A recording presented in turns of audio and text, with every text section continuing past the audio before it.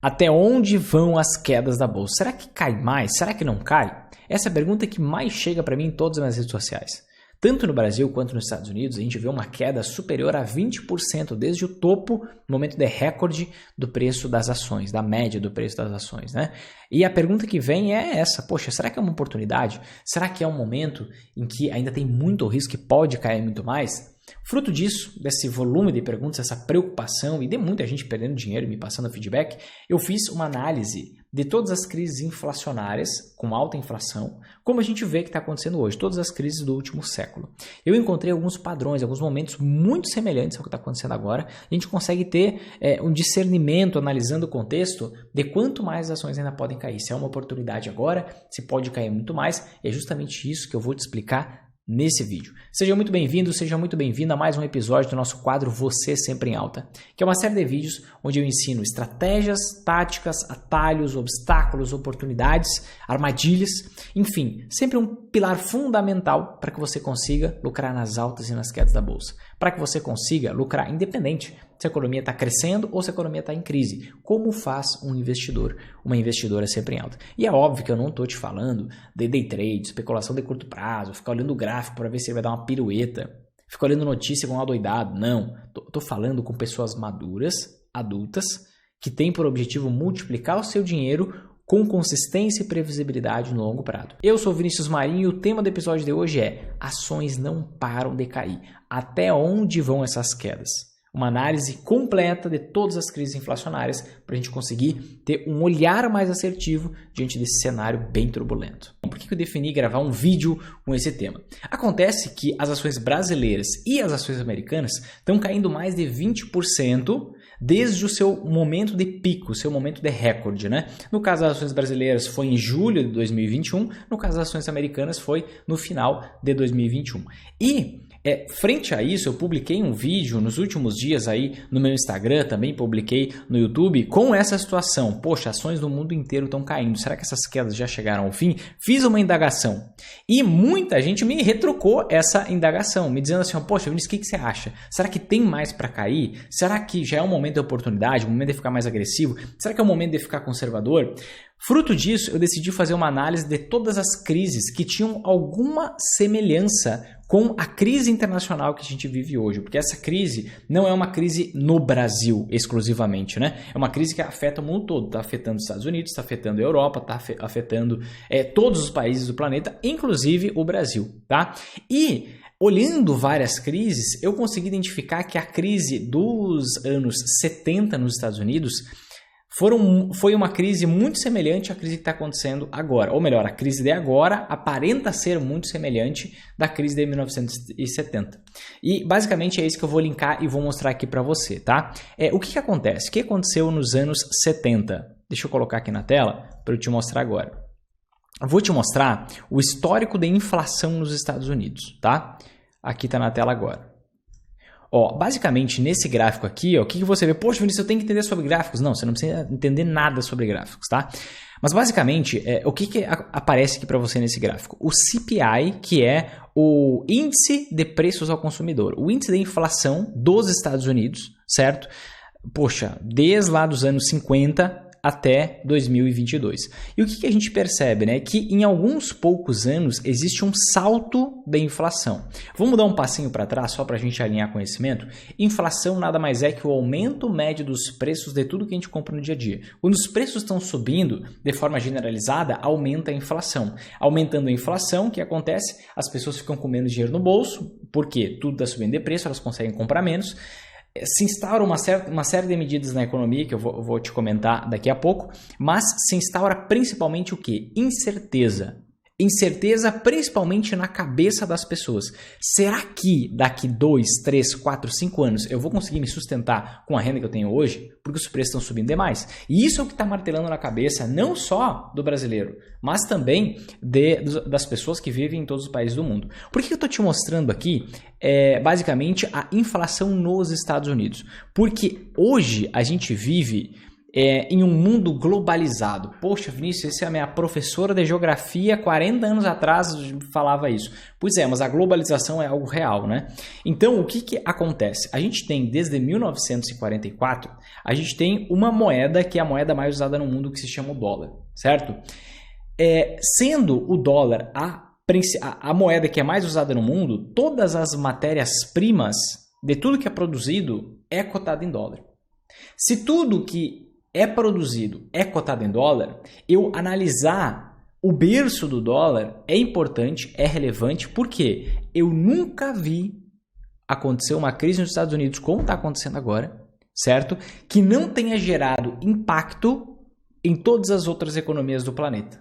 Eu repito, eu nunca vi um momento em que tem inflação alta nos Estados Unidos que não gerou uma crise de maior ou menor magnitude, depende do país, mas em todos os outros países do planeta. Por que isso acontece? Pensa comigo.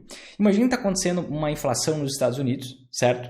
E os preços estão aumentando pra caramba. Todas as commodities, ou seja, as matérias-primas, arroz, feijão, algodão, silício, tudo é cotado em dólar. Se tudo isso está subindo de preço em dólar, o que acontece? O preço da matéria-prima sobe, aumenta. No momento em que, pode parecer um contrassenso, mas daqui a pouco você vai entender o porquê. No momento em que a gente está num período de inflação alta nos Estados Unidos, os Estados Unidos aumentam a sua taxa de juros. Quando os Estados Unidos aumentam a sua taxa de juros, o que acontece? O rendimento do tesouro americano, dos títulos públicos americanos, aumenta. Quando o rendimento do título público americano, do tesouro americano, aumenta, mais investidores estrangeiros investem lá. Ou seja, tiram o seu dinheiro da denominação da sua moeda, real, peso, seja lá o que for, e vão investir no tesouro americano. Existe uma corrida para o dólar. Isso faz com que o dólar se valorize frente às principais moedas internacionais. E é justamente o que a gente consegue ver hoje. Se a gente parar para olhar, a gente está vendo uma crise nos Estados Unidos, mas a gente está vendo também, nesse mesmo período de tempo, o dólar atingindo o seu maior patamar, deixa eu mostrar aqui para vocês, atingindo o seu maior patamar de preço nos últimos 20 anos. Ele nunca esteve tão forte, olha só, nunca esteve tão forte nos últimos 20 anos, desde 2002. Por quê? Porque está tendo uma corrida muito forte em busca do dólar. Quando, e o que eu estou olhando aqui, tá, gente? Isso aqui é o dólar index, que basicamente é o quanto vale o dólar frente a uma cesta das principais moedas internacionais. Então, quando o dólar, pensa comigo, inflação alta lá fora, no mundo inteiro, preço das commodities sobem, o preço das matérias-primas. Isso determina o preço do produto final de tudo que você vai comprar. Arroz, feijão, roupa, automóvel, tudo que for. O preço das coisas já sobem, então isso impacta todo mundo. Além disso, num momento de Estados Unidos com inflação alta, a renda fixa americana passa a render mais, embora seja pouco. Por quê? Porque como resposta a essa inflação alta, o Fed, o Banco Central Americano, eleva a taxa de juros nos Estados Unidos. Elevando a taxa de juros, existe muita procura pelo tesouro americano, certo? Pelo próprio dólar. O dólar se fortalece frente às principais moedas internacionais, certo? E quando o dólar se fortalece, acontece o quê? Que para cada país, a matéria-prima fica ainda mais cara. Para cada país, tudo que é matéria-prima fica mais caro, não só pela elevação do preço da matéria-prima, mas é porque tudo é cotado em dólar. Então, como a nossa moeda se desvaloriza frente ao dólar, tudo fica mais caro. Então, tem inflação nos Estados Unidos, tem inflação internacional, tem inflação no mundo inteiro. Tem crise na principal economia do planeta, vai ter crise em praticamente o mundo inteiro. Pode sim ter uma exceção ou outra, algo muito raro, mas via de regra tem uma recessão em todo o planeta. É por isso que eu estou olhando aqui o quê?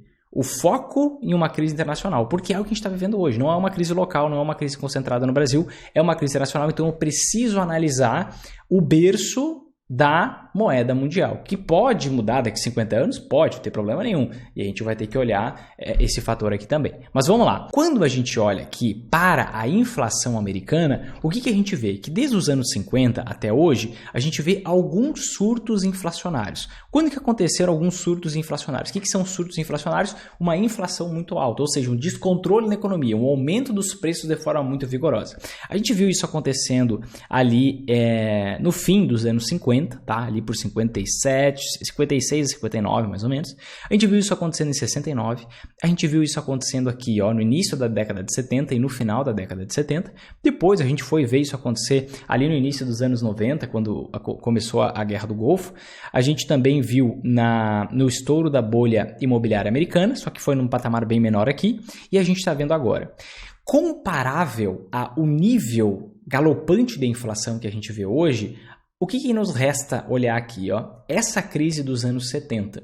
E para a gente entender o que aconteceu nessa crise dos anos 70, que teve uma inflação num nível tão alto, uma inflação de 12% nos Estados Unidos, que depois chegou a inflação momentânea ali, foi rápido, depois voltou, mas uma inflação de 14% nos Estados Unidos, a gente precisa entender um pouquinho do contexto para a gente entender que esse contexto ele é muito semelhante, ele é muito igual ao que está acontecendo agora.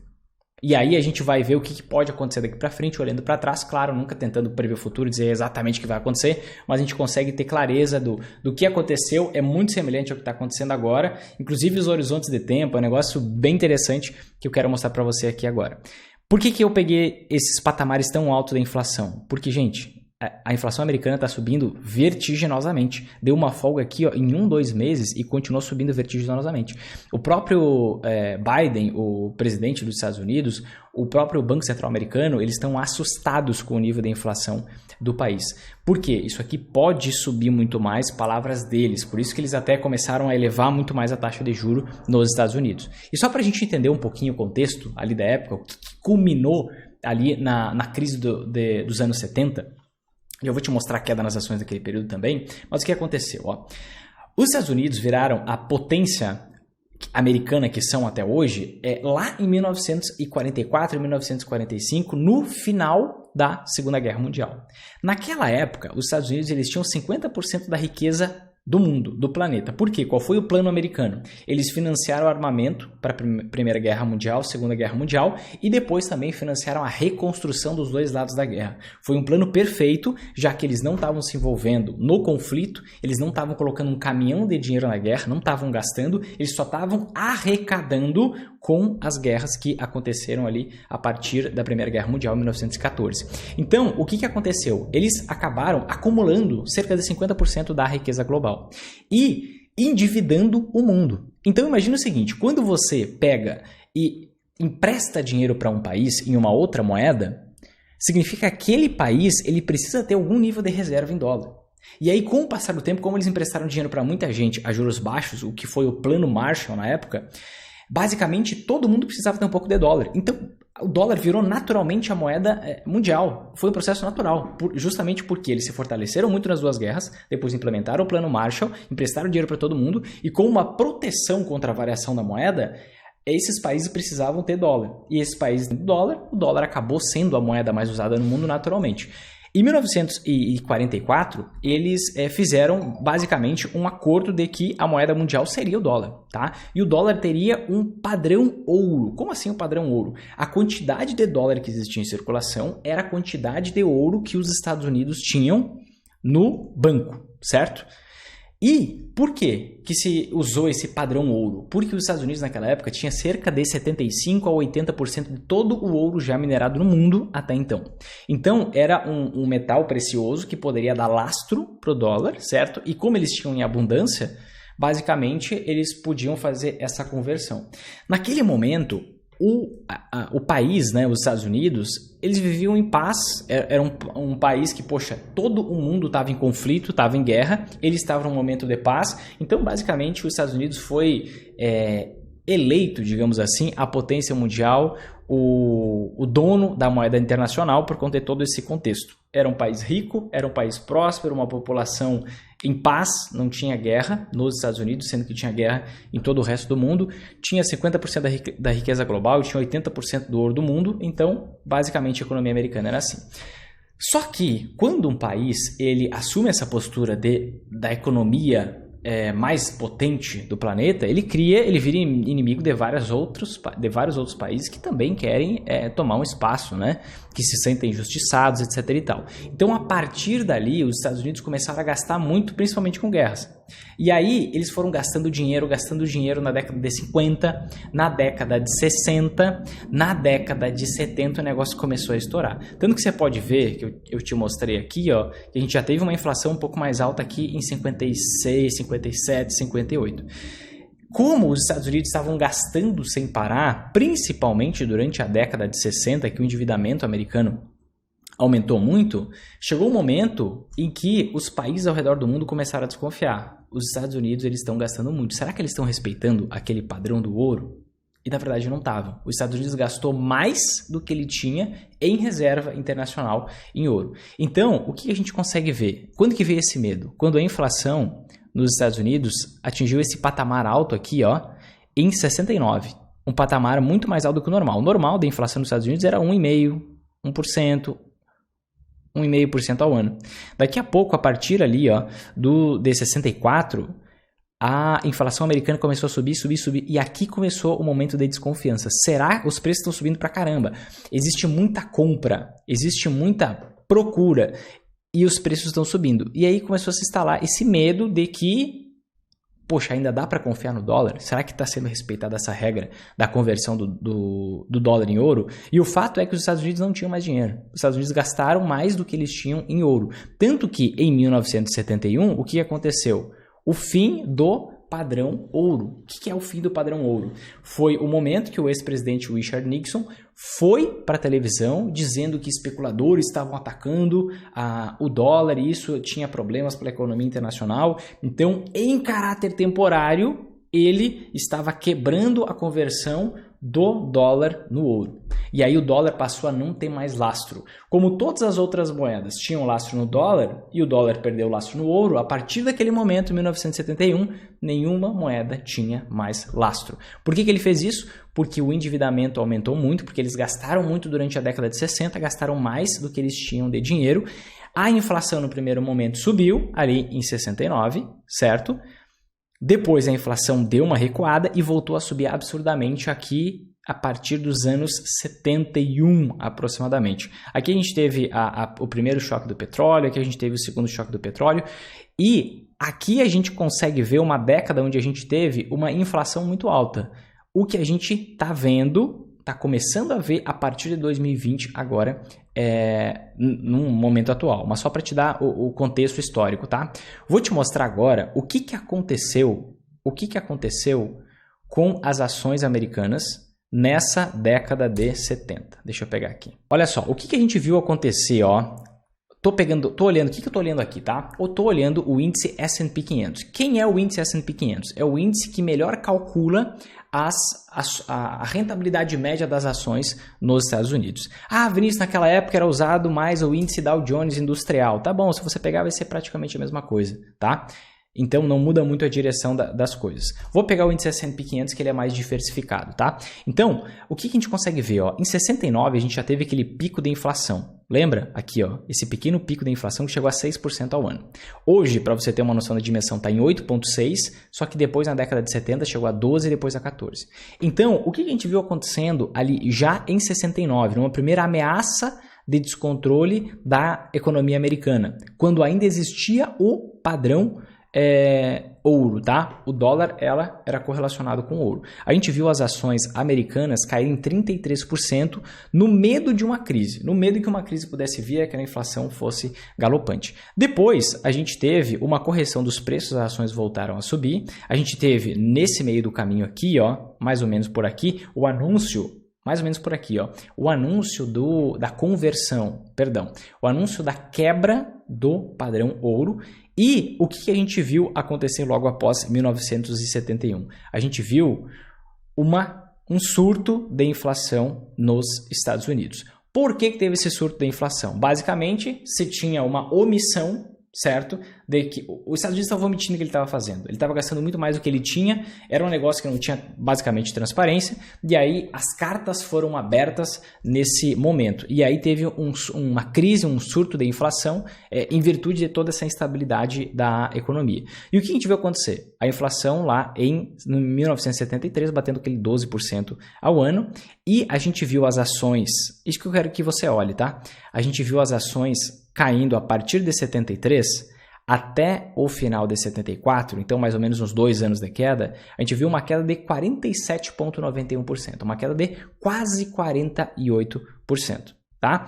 E o que eu sempre gosto de alertar para você? Quando você tem uma queda de 50%, vou arredondar aqui para ficar mais fácil. Imagine que você, nesse momento aqui, tivesse investido 10 mil reais, tá? Nesse momento, lá em cima, tivesse investido 10 mil reais. Se você passa por uma queda de 50%, quanto você tem que valorizar o seu dinheiro para você voltar a ter os mesmos 10 mil reais?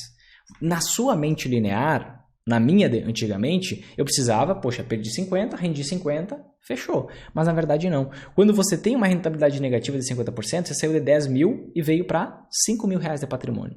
Saindo de 5 mil reais, se você subir 50%, tiver uma valorização de 50%, você chega em 7.500, não em 10 mil de volta. Então quando você perde um pouco, você tem que rentabilizar muito mais para você voltar para o 0 a 0.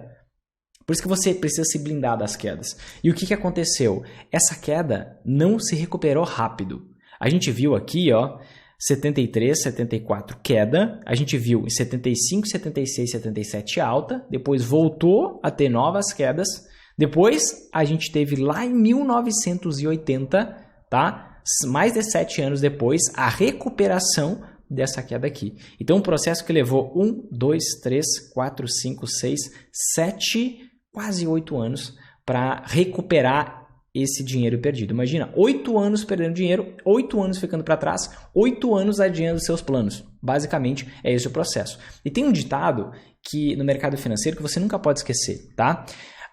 Os investimentos caem de elevador e sobem de escada. Você vê a queda acontecendo em 2 anos e a alta para recuperar, só para voltar para o 0 a 0, você vê que demorou 1, 2, 3, 4, 5 anos e meio. Então, uma queda que aconteceu em menos de 2 anos, você leva mais de 5 anos e meio para recuperar por conta desse jogo. Poxa, você perde um pouco, tem que render muito mais para voltar para o 0 a 0. Por que eu digo que esse momento é um momento bastante semelhante com o que está acontecendo agora? Dá uma olhada nisso aqui, ó. O que eu estou te mostrando aqui nessa linha, até vou colocar numa cor diferente para não gerar confusão. Deixa eu pegar numa cor... Não, azul vai gerar confusão. Vou colocar um verde aqui, ó. O que a gente está vendo é o petróleo, tá? O petróleo, ele multiplicou por 10 vezes nesse período de tempo, de 1973 até 1980. Depois ele acabou caindo um pouco, certo? Num movimento de correção, mas ele chegou a multiplicar 10 vezes. Isso aqui, esse petróleo num patamar muito alto, tanto em 73, que teve uma grande alta, quanto depois, ali a partir de 79, ele explica por que teve uma inflação alta nos Estados Unidos. Exatamente o que está acontecendo agora.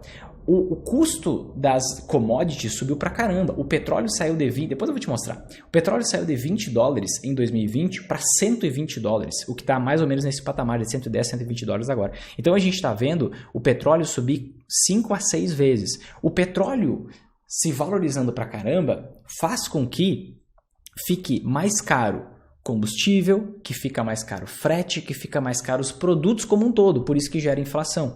Gera inflação, gera o quê? Descontrole na economia, instabilidade na economia. E tem uma antiação que eu mostro muito para vocês. Poxa, Vinícius, o que é uma antiação? Uma antiação nada mais é do que um investimento que se valoriza quando as ações caem. Certo? Um investimento que mais que se valoriza quando as ações caem, se valoriza 2 a 3 vezes mais, pelo menos, do que a queda das ações quando elas caem. E uma antiação internacional, que eu chamo de antiação MOR, é justamente o ouro. E a gente pode ver o que aconteceu com o ouro nesse mesmo período. Ó. Até ele estava se valorizando um pouquinho antes, porque quando foi rompido o laço no ouro, ele começou a se valorizar basicamente num movimento de putz, isso que os Estados Unidos estão fazendo basicamente é um calote disfarçado. Estava subindo um pouquinho, mas aqui intensificou essa valorização. E você consegue ver que enquanto as ações caíam 50%, 47%, o ouro se valorizava 200%. No momento em que aqui também tinha uma queda pronunciada, o ouro estava se valorizando 800% nesse mesmo período de tempo. Tá? Então, é por isso que eu ressalto muito para vocês. Crises internacionais, crises em países desenvolvidos, existe uma antiação propícia para esses momentos.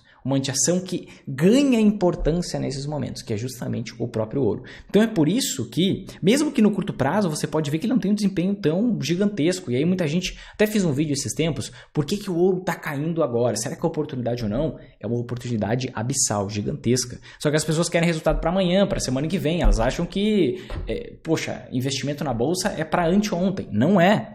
Existe um período de tempo, um período de maturação, um período de desenvolvimento da própria crise. Então você consegue ver que o ouro se valorizou pra caramba nesse mesmo período de tempo. Então isso aqui me faz crer que essa crise aqui é muito semelhante à própria crise que a gente está vivendo hoje. A gente tem passando por um período de alta inflação nos Estados Unidos, petróleo em alta, e a gente vê o ouro se valorizando e a gente vê o próprio ouro se valorizando desde 2020 para frente. Tá?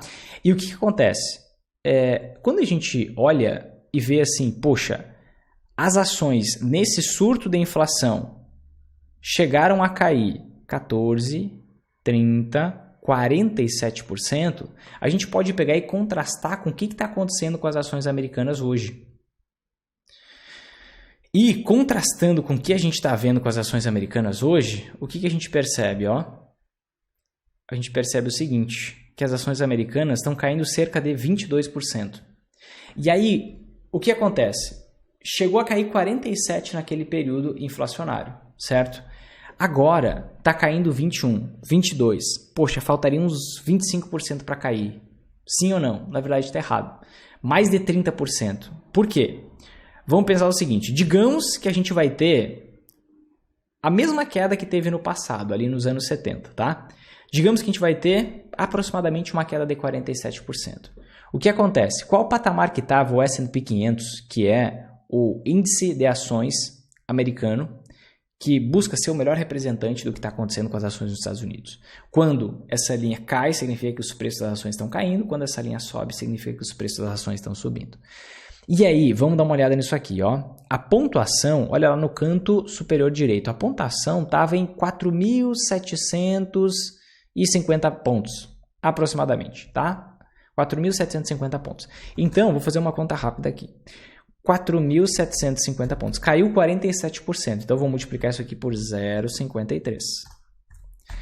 Para cair 57%, esse patamar aqui, essa pontuação do índice tinha que chegar em 2.500, aproximadamente. 2.517, tá? Mas estou fazendo valor aproximado. 2.500.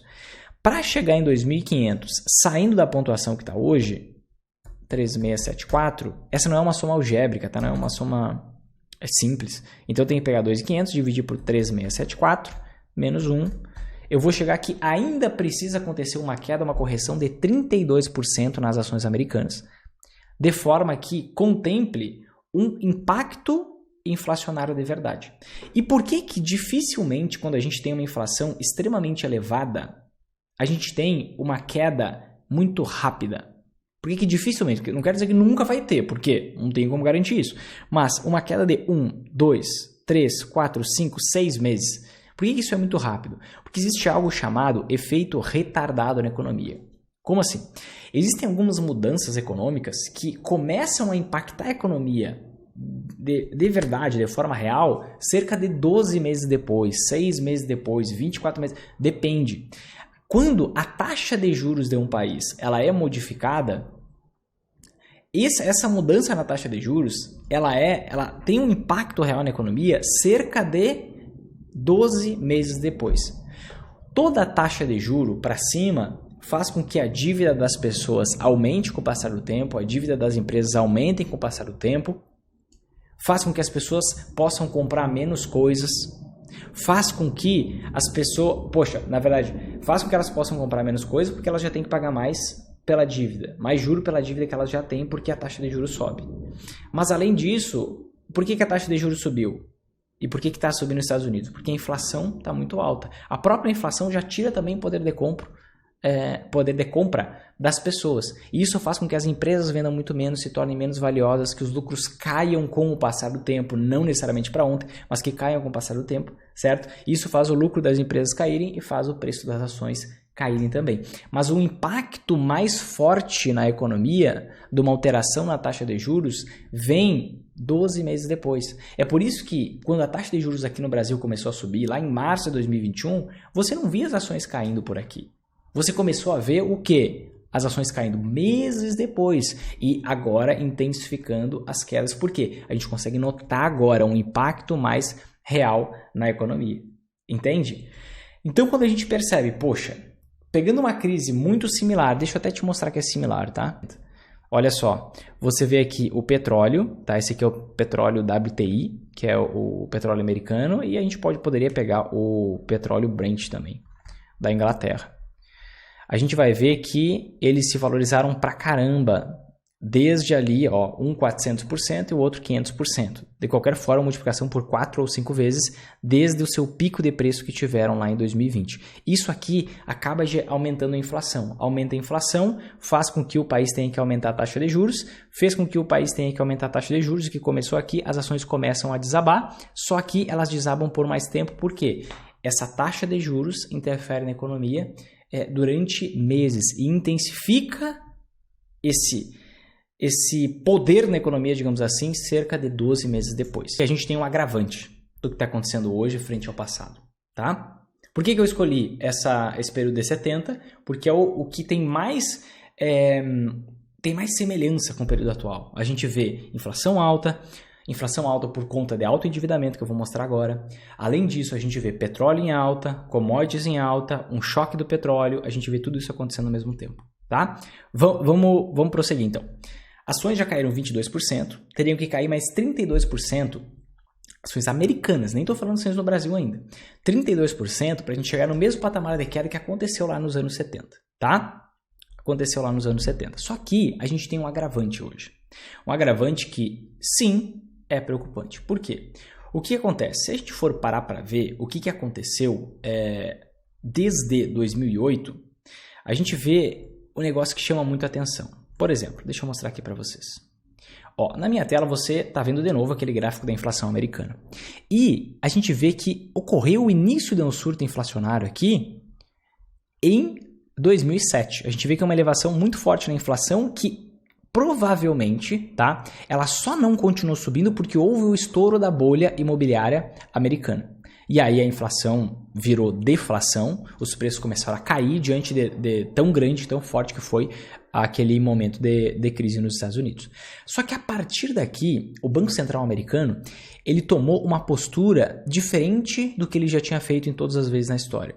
Ele tornou o seu endividamento extremamente agressivo, de forma que a gente vê que esse gráfico aqui, ó, o que ele mostra?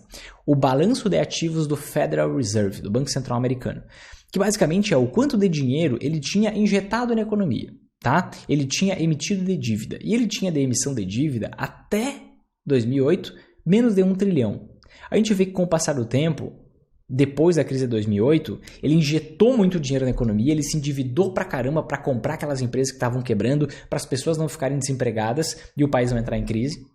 E ele foi lá e tomou uma dívida extremamente alta, saiu de menos de 1 trilhão para 4 trilhões e meio e tentou desinflar essa bolha de crédito criada, deu problema antes mesmo de vir a semana do álcool gel, ele já teve que voltar a se endividar e com a semana do álcool gel e tudo que foi decorrente disso, ele aumentou o seu endividamento até o ponto que a gente chega em quase 9 trilhões. Então foram mais de 8 trilhões injetados na economia americana. A gente vê o mesmo processo na Europa, tá? Mais de 8 trilhões de euros injetados por lá também. A gente vê isso no Banco do Japão e tudo mais. Então, a gente vê como um agravante uma bolha de crédito, que é indiscutível que existe uma bolha de crédito. Isso eu falo há bastante tempo, hoje é consenso, antigamente ficavam me enchendo a cabeça. Não é bolha, está crescendo, sei que é pessimista. Hoje todo mundo já chegou nessa conclusão.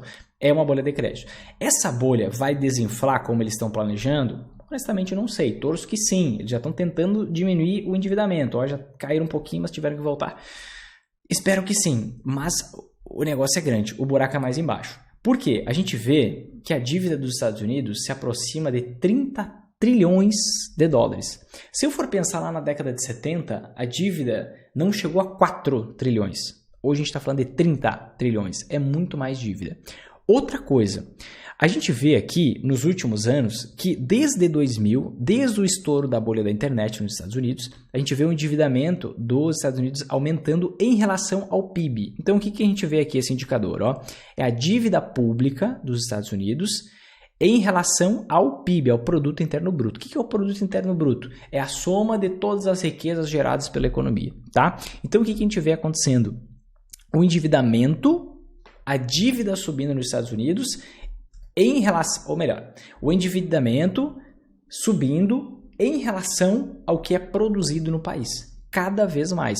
De forma que, após a crise de 2008, aqui está 2008, a gente viu o endividamento subir. A gente passou alguns anos ali estacionado. Por quê? Porque os Estados Unidos colocaram a taxa de juros em zero. Como eles colocaram a taxa de juros em zero, eles não precisavam nem emitir muita... Eles podiam até emitir um pouco mais de dívida que não ia subir tanto. Esse percentual aqui, só que depois de 2020 subiu mais e subiu ainda mais, de forma que hoje, o que acontece? Olha só como isso é preocupante, deixa eu te explicar com calma. Hoje, aqui ó, tá até maior, mas hoje os Estados Unidos está em mais de 100% o que ele tem de dívida em relação ao seu Produto Interno Bruto. Então imagina o seguinte, imagina que uma empresa, vamos tratar como uma empresa, não como um país. Uma empresa, ela gera, por exemplo, um faturamento, certo? Não é lucro, um faturamento de 20 trilhões ao ano, tá? E ela tem em dívida 30 trilhões. Você consegue discernir que é coisa pra caramba? Que o faturamento de um ano, ela tem esse faturamento mais quase a metade só em dívida. E o grande problema é que a gente está vendo agora um ciclo de aumento na taxa de juros americana. De forma que a taxa de juros nos Estados Unidos, o consenso hoje é de que ela vai terminar o ano em 4%. Não acredito muito nisso, tá? Eu não sei se eles vão conseguir subir tanto o juro, mas se conseguirem subir, eu acredito que não para em 4%, vai mais além. Então imagina o seguinte, quando você tem uma dívida em relação ao PIB maior do que 100%, você está extremamente frágil. Por quê? Será que os Estados Unidos, digamos que a taxa de juros americana fica em 5% ao ano, a dívida deles vai aumentar 5% ao ano, certo? Porque a taxa de juros do país está em 5% ao ano. Agora, será que o país vai conseguir crescer o PIB em 5% ao ano? Será que o país vai conseguir crescer a quantidade de riquezas geradas e produzidas também nesse volume nessa velocidade de 5% ao ano? Isso é uma velocidade extremamente alta. Hoje só a China consegue crescer nesse patamar, segundo os dados deles, que honestamente eu não confio.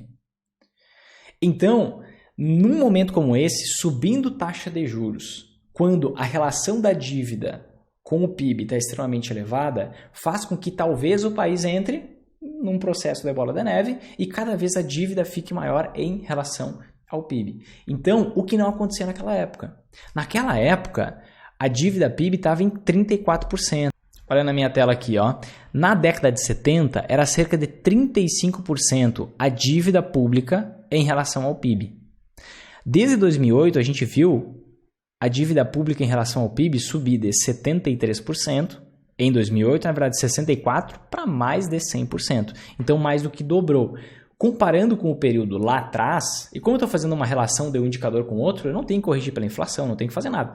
O que a gente está tratando hoje? De uma dívida em relação ao PIB 3,5 vezes maior do que no passado, o que pode gerar um impacto muito maior na economia. Na economia vai gerar, tá? Certamente. Mas que pode gerar um impacto muito maior nos investimentos. Por quê? Por conta da incerteza, por conta do endividamento maior, por conta do aumento na taxa de juros, por conta dessa relação dívida-PIB muito mais complicada do que estava antigamente. Então, eu não só digo para você que a gente pode enfrentar um momento de queda de 47% nas ações americanas. Eu digo que talvez possa ir mais além. Por quê? Por conta dessa grande bolha de crédito que foi criada, que foi usada como uma tentativa de salvar os Estados Unidos da crise de 2008. Só que, para mim, parece o quê? Que 2008 foi 1969. E agora pode ser que esteja sendo 1973. Foi uma inflação, usaram-se instrumentos econômicos, aqui se usou o fim do padrão ouro, aqui se usou os famosos QE, Quantitative Easing, que é essa injeção de dinheiro na economia de forma artificial, aqueles 9 trilhões que eu te mostrei, foram instrumentos diferentes, esse aqui é mais agressivo, e acabaram gerando o quê? Uma inflação extremamente alta porque foi injetado muito dinheiro na economia. Essa é a realidade para ambos os períodos, ambos os momentos. Mas é inegável que agora a situação está bem mais complicada do que estava antes. Por quê? Porque a gente está com uma relação dívida PIB 3 vezes maior e a gente está com o dólar se fortalecendo no mundo inteiro. E com o dólar se fortalecendo, a gente vê o quê? A taxa de juros nos Estados Unidos subindo por conta desse processo de inflação.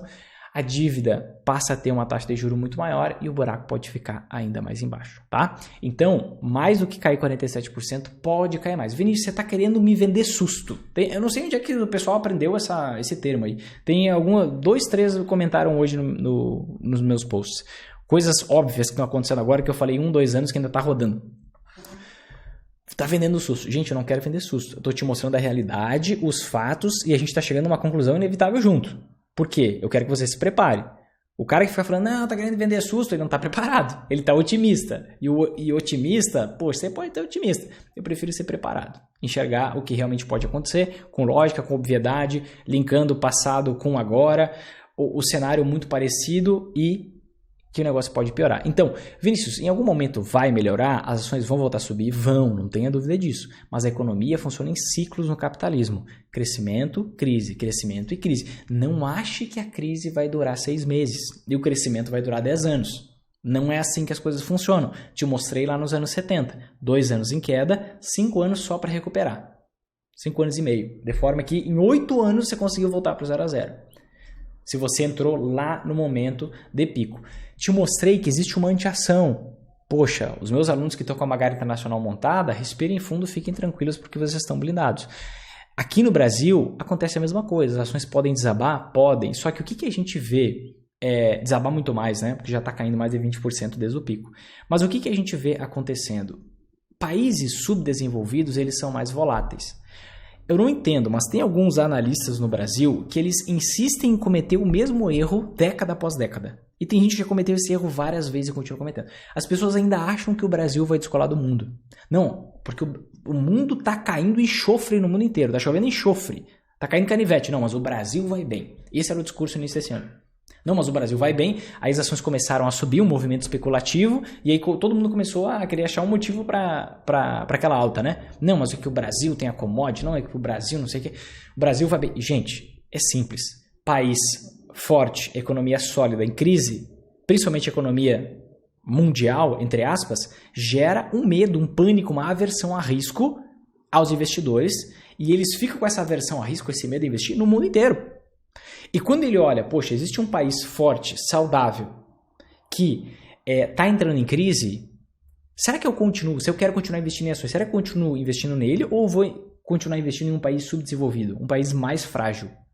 É óbvio que primeiro eu saio do país mais frágil, depois eu vou sair dos países desenvolvidos, mesmo que eu tente continuar investindo em países desenvolvidos. Então, a economia subdesenvolvida, ela é sempre mais frágil e sempre mais afetada que a economia desenvolvida. Isso é um problema sob uma ótica se você investe só em ações e é uma grande oportunidade se você investe em ações e anti-ações. Por quê? Como aqui cai mais, você pode comprar ações a preços muito mais baixos justamente com o lucro que você vai estar tendo nas anti-ações. Então, se você tem a sua Magar, que é a combinação de investimentos que faz qualquer pessoa lucrar nas altas casas da bolsa, você vai impulsionar absurdamente a sua rentabilidade para os próximos anos, certo? Agora, se você não tem, entenda que pode cair 47%, 50%, 60% com tranquilidade, como já aconteceu 6 vezes só nos últimos 27 anos. As ações já caíram mais de 50%, aproximadamente 50%, algumas vezes mais de 60%, algumas vezes mais de 65%, outras vezes 47%, 48%, mas pode ir muito além. O que eu quero que você entenda? As ações do Brasil provavelmente vão ser mais impactadas que nos Estados Unidos. As ações nos Estados Unidos podem cair o quê? 40%, 47% ou até mais, em virtude de tudo que aconteceu aí nos últimos anos, em virtude desse acontecimento muito semelhante com o passado, mas intensificado, mas pior. E existe algo que você precisa entender, 2 coisas. Primeiro, vai melhorar? Vai. Só que muito provavelmente vai piorar bem mais antes de melhorar. Piorar no sentido de quem investe só em ações. Para o investidor sempre em alta, não tem problema, não tem preocupação. Essa volatilidade de curto prazo você vai absorver com as antiações e vai impulsionar muito a sua rentabilidade, porque você vai ter antiações se valorizando, vai comprar ações a preços de banana e vai ter uma rentabilidade muito maior quando o ciclo virar, certo? E tem outra coisa importante para você entender que provavelmente essas quedas não acabaram e podem ir muito mais além. Existe algo chamado teoria da reflexividade, tá? Isso foi criado pelo George Soros. Tem muito debate político, tem muita gente que odeia o George Soros porque ele tem um jogo político, enfim, mas vamos separar assim, ele tem alguma parcela da inteligência, tá? Essa teoria da reflexividade, ele diz o seguinte: a realidade interfere nas expectativas e as expectativas interferem na realidade. Há 2 anos eu venho falando dessa crise e eu não quero que me exibir dizendo que eu consegui prever essa crise que está acontecendo. Não, gente, eu não tenho essa infantilidade de querer me achar ou fazer um anúncio, ele previu. Eu poderia pegar posts meus de 2019, 2020 e mostrar para vocês, mas, poxa, eu já amadureci a esse ponto.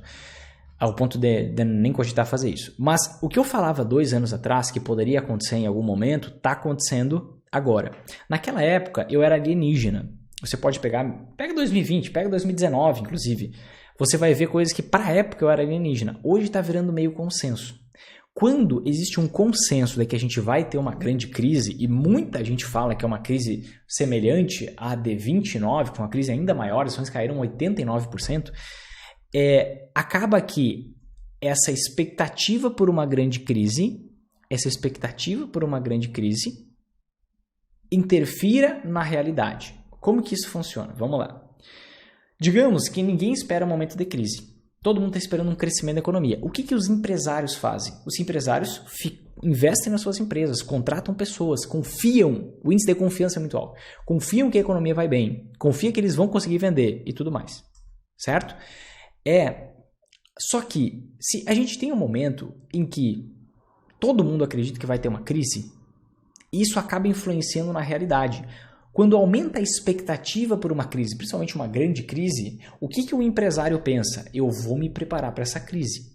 Como que eu me preparo para essa crise? Eu deixo a minha empresa mais enxuta, eu demito funcionários, aquela planta que eu estava construindo, aquela nova fábrica, interrompe aquela obra, aquelas pessoas que eu tinha contratado e estavam em treinamento para atuar naquele local, eu vou demitir, porque eu estou me preparando para a crise. Então acontece que a própria expectativa cria crise. Certo? E a gente estava num momento de ciclo, num momento de alta na economia americana há 10 anos, um momento de crescimento da economia americana há 10 anos. É natural a gente ver uma correção. Só acontece uma crise depois de um crescimento da economia. Então, o que acontece? A própria expectativa de que vai ter uma crise gera crise. Se todo mundo está falando vai ter crise, o empresário acredita e aí começa Elon Musk dizendo vou demitir 10% dos funcionários da Tesla. Começa uma empresa lá da América Latina dizendo, vou fechar minha operação no Brasil. Começa a Vibraz demitindo tantos funcionários. Começa empresas até menores começando a demitir vários funcionários. Demitindo pessoas, diminui a quantidade de dinheiro em circulação e é um ciclo que se instaura e existe uma crise muito forte. Então, quanto mais se comentar que vai ter uma crise muito forte, mais intensificada, mais tensa vai ficar essa crise.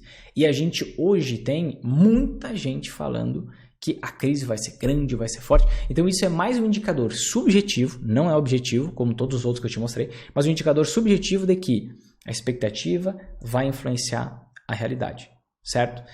Sempre é assim. E a realidade acaba influenciando a expectativa. Só que não é só a realidade que influencia a expectativa.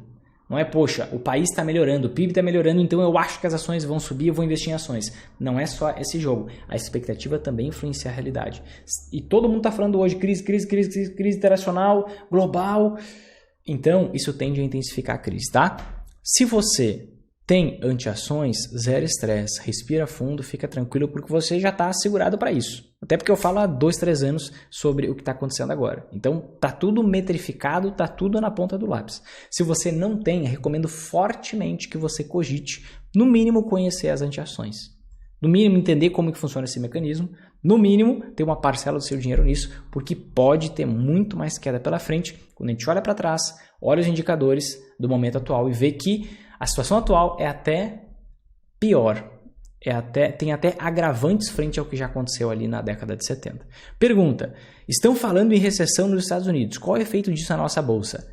Tem queda, tem crise internacional, tem crise no país. Vamos fazer um contexto aqui, ó, jogo rápido. Olha só. Vamos pegar alguns momentos da história, tá? Vamos pegar aqui, ó, crise internacional. Vamos pegar 2 momentos, 2008 e 2002, tá? 2008 e 2002. Então, qual é o impacto na nossa bolsa? Só para metrificar, ó. A gente está vendo aqui, ó, na linha azul, o índice Bovespa, que é o índice que calcula a rentabilidade média das ações aqui no Brasil. A gente vê na linha vermelha o S&P 500, que é o índice que calcula a rentabilidade média das ações americanas. E a gente vê o quê? Ó, as ações aqui no Brasil caindo 57% aproximadamente, e as ações dos Estados Unidos nesse mesmo período caindo 52%, tá? Se eu for olhar lá em 2000, o que aconteceu ali, a queda que aconteceu em 2000, vamos dar uma olhadinha até onde que foi. Ó, se eu pegar o patamar do pico até o fundo, o que eu vejo? Ações do Brasil caindo 53%, ações nos Estados Unidos caindo 47%. Então o que a gente vê? Sempre num país subdesenvolvido, as ações caem mais, justamente pelo seu caráter da economia mais frágil.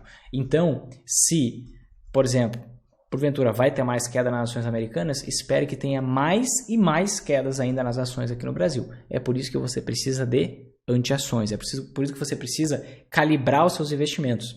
É por isso que você precisa não investir só com um vetor, só com o foco de que as ações vão subir. Você tem que se preparar para mais queda, porque pode sim cair muito mais inclusive do que já caiu, mais 30%, mais 40% com tranquilidade. E se você tiver anti-ações, te mostrei o caso ali do ouro, por exemplo, multiplicando 8 vezes por esse período, por ser uma crise severa, a gente tem toda essa proteção, essa blindagem que o método nos proporciona, né? Sem falar que a gente está tendo algo semelhante ao que estava tendo na década de 70, que é o início de uma guerra, tá? Que, a Rússia não está dando sinais de que vai parar. E além disso, aqui no Brasil a gente tem corrida presidencial começando agora. Então o negócio vai ficar ainda mais volátil, vai ficar ainda mais intenso. Podem esperar por isso que é muito mais fácil acontecer. E para você que não sabe, Vinícius, eu não sei o que são anti-ações, eu não sei como montar minha Magar, eu não sei nem direito o que é uma Magar, eu não sei como que eu faço para lucrar nas altas quedas da bolsa, saiba que você precisa saber isso, tá? E a diferença entre o remédio e o veneno é a dose. É por isso que nos próximos dias eu vou fazer um evento online, gratuito e sem enrolação, direto ao ponto. Você vai sair desse evento já conseguindo ter os seus primeiros resultados lucrando nas altas e nas quedas da bolsa, tá? Um evento gratuito, vai acontecer nos próximos dias. A gente já vai começar uma maratona de lives de preparação para você já entendendo tudo como funciona, e no nosso grande evento você vai ter o passo a passo, já vai começar a implementar e ter os seus primeiros resultados, se você fizer o que tem que ser feito a partir de lá, tá? Para você fazer a sua inscrição nesse evento é extremamente simples. É só você clicar no link que está aqui na descrição desse vídeo, tá? Estou mandando também no bate-papo agora. O link está na descrição desse vídeo. Você faz sua inscrição gratuitamente. Você entra no grupo VIP no WhatsApp. Entrando no grupo VIP no WhatsApp, você vai receber materiais complementares que a gente não vai mandar por e-mail. Vai mandar só pelo WhatsApp por conta da própria estrutura de como tudo foi montado, tá bom? Te inscreve, não perde, porque o negócio pode pegar fogo ainda mais. E você, se ficar de fora, pode perder bem mais dinheiro do que você está perdendo hoje, se você já está. Tem muita gente recebendo feedback, tem muita gente que está perdendo dinheiro. Certo, gente? Se esse vídeo fez sentido para você, se te ajudou de verdade, faz o seguinte agora. Aqui embaixo tem um botão de curtir, like, gostei, um coraçãozinho, alguma coisa assim. Clica nele, aproveita e compartilha com mais pessoas. Tem muita gente com essa dúvida na cabeça. Não deixa essa mensagem morrer aqui, tá bom? Te inscreve no canal, ativa o sininho, faz todo esse negócio, esse processo. Te vejo no próximo vídeo. Um forte abraço e até mais.